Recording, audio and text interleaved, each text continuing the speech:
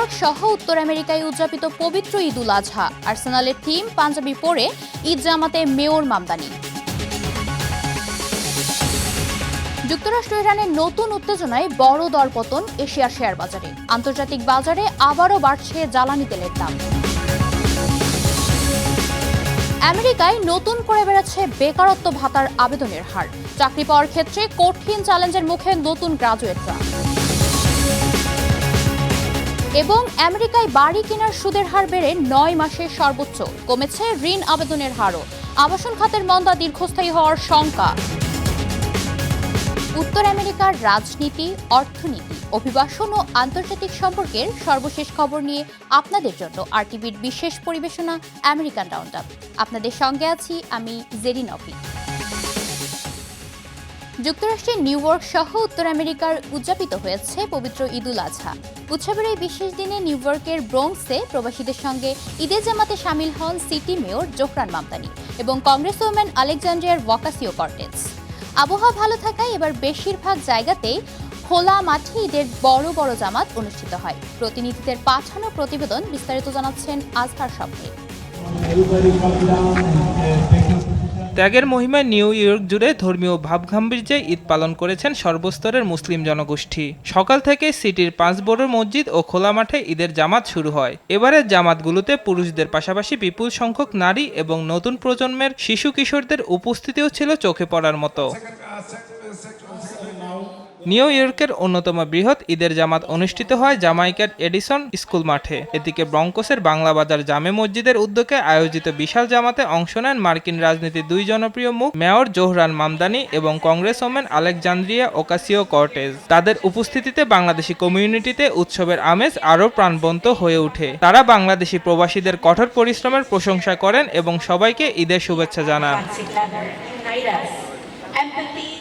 Jackson Heights, ম্যানটাউন, ওজন hertz ও Brooklyn সহ বিভিন্ন স্থানে অনুষ্ঠিত জামাত শেষে বিশ্ব মুসলিম উম্মাহর সুখ ও সমৃদ্ধ কামনায় বিশেষ মোনাজাত করা হয়। বিশেষ করে ফিলিস্তিন সহ মধ্যপ্রাচ্যের মুসলিমদের উপর হামলার নিন্দা জানিয়ে শান্তি প্রার্থনা করা হয়। নামাজ শেষে প্রবাসীরা কোলাকুলির মাধ্যমে শুভেচ্ছা বিনিময় করেন এবং পরে পছন্দের পশু কোরবানি দেন।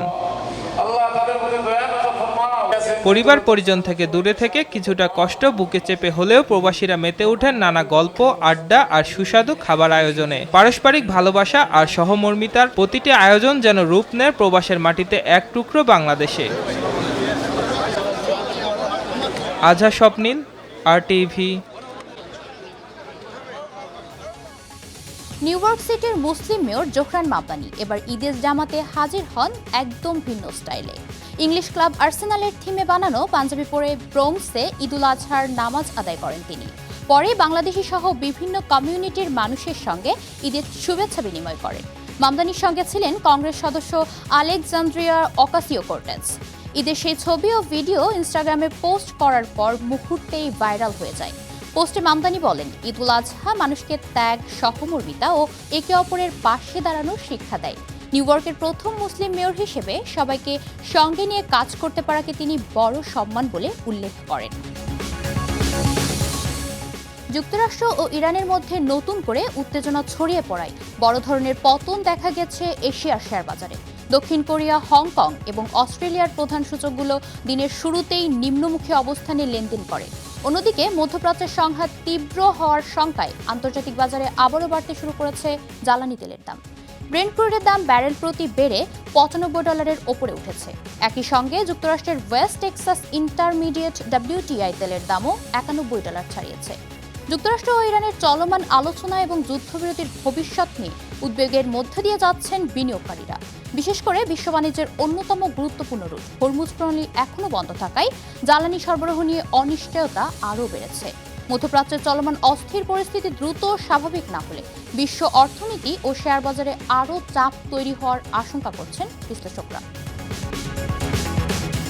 আমেরিকায় বেকারত্ব ভাতার আবেদনের হার নতুন করে বেড়েছে। ইরানের যুদ্ধ পরিস্থিতির কারণে বাজারে এক ধরনের অর্থনৈতিক অনিশ্চয়তা থাকলেও বড় কোনো কর্মী ছাঁটাই না হওয়ায় মার্কিন শ্রমবাজার এখনও স্থিতিশীল রয়েছে।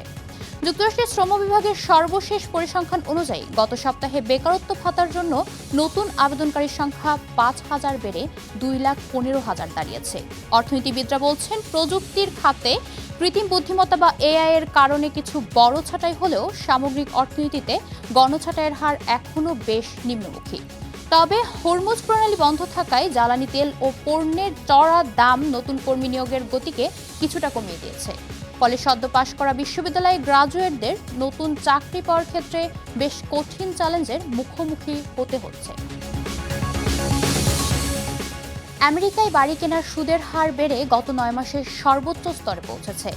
ইরান যুদ্ধের কারণে জ্বালানি তেলের চড়া দাম এবং ক্রমবর্ধমান মূল্যস্ফীতির জেরে মার্কিন ট্রেজারি বন্ডের মুনাফা বৃদ্ধি পাওয়ায় এই পরিস্থিতি তৈরি হয়েছে। মর্টগেজ ব্যাংকার্স অ্যাসোসিয়েশনের সর্বশেষ তথ্য অনুযায়ী গত সপ্তাহে 30 বছর মেয়াদী ফিক্সড রেট মর্টগেজ বা গৃহঋণের গড় সুদের হার বেড়ে 6.65% দাঁড়িয়েছে। সুদের হার ক্রমাগত বাড়তে থাকায় সাধারণ মানুষের বাড়ি কেনার সামর্থ্য যেমন কমেছে, তেমনি গত সপ্তাহের তুলনায় ঋণ আবেদনের হার কমেছে 8.5%। এদিকে মূল্যস্ফীতি নিয়ন্ত্রণে মার্কিন কেন্দ্রীয় ব্যাংক ফেডারেল রিজার্ভ সুদের হার আরও বাড়ানোর ইঙ্গিত দেওয়ায় আবাসন খাতে এই মন্দা দীর্ঘস্থায়ী হওয়ার আশঙ্কা করছেন সংশ্লিষ্টরা। বিশ্বকাপ খেলতে গিয়ে এবার নতুন ঝামেলায় পড়েছে ইরান ফুটবল দল। যুক্তরাষ্ট্রের ম্যাচ খেলতে হলেও এখনও দলটির খেলোয়াড় ও কর্মকর্তারা মার্কিন ভিসা পাননি। এজন্য ইরান চেয়েছে মাল্টিপল এন্ট্রি ভিসা, যাতে বারবার যুক্তরাষ্ট্রে ঠোকা বের হওয়া যায়। ভিসা জটিলতার কারণেই শেষমেশ নিজেদের বেস ক্যাম্প যুক্তরাষ্ট্র থেকে সরিয়ে মেক্সিকোর তিজুয়ানায় নিয়েছে ইরান। ফিফাও সেই সিদ্ধান্ত অনুমোদন করেছে। ইরান 15 জুন নিউজিল্যান্ডের বিপক্ষে বিশ্বকাপ অভিযান শুরু করবে। তবে চলমান ইরান যুক্তরাষ্ট্র উত্তেজনার কারণে পুরো বিষয়টি এখন বাড়তি আলোচনায় এসেছে। দলটি কানাডায় ভিসার জন্য আবেদন করেছে, কারণ নকআউটের কিছু ম্যাচ সেখানে হতে পারে।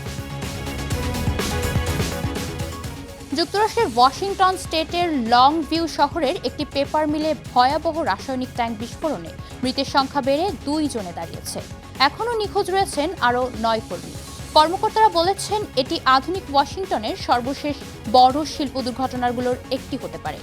নিপ্পন ডাইনাওয়েভ কারখানায় বিশাল কেমিক্যাল ট্যাঙ্ক ফেটে ছড়িয়ে পড়ে হোয়াইট লিকার নামের বিপজ্জনক রাসায়নিক।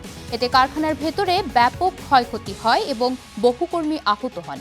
আহতদের কয়েকজনের অবস্থা আশঙ্কাজনক। ঘটনার পর উদ্ধার অভিযান এখন রিকভারি মিশনে পরিণত হয়েছে।